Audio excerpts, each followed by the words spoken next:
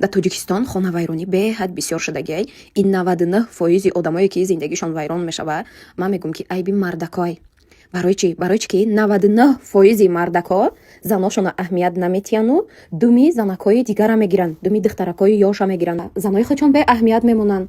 Зана мегиранд барои хизмати падару модар, барои кори хона, барои тарбияи фарзанд. Ана худшон рӯз то бега да кӯча мегардану ҳамин ягон соатаке қати заншон мебиёнд да ҳамин хона оё бишинанд ё нашинанд, медуроянд хо мераванд. Ма ба чашмам дидагиам да бисёри зиндагиҳо ҳамин хел шудагиай. Неким и хатогии мардакоай. Агар ҳамин мардако меҳру муҳаббат тиянд заношон да, аввай заношон хизмати падару модарашон ҳам мекунаву ҳамин шавҳарша тортори сар мегардонад. Занакои тоҷик беҳад занакои пур сабранд, ба тоқатанд, зиндагиқапанд. Неким баъзе мардакое ки беҳудагардану фикршон фақат да берунай, ҳамин хезанакора ҳайф кардагиам, ҳайф.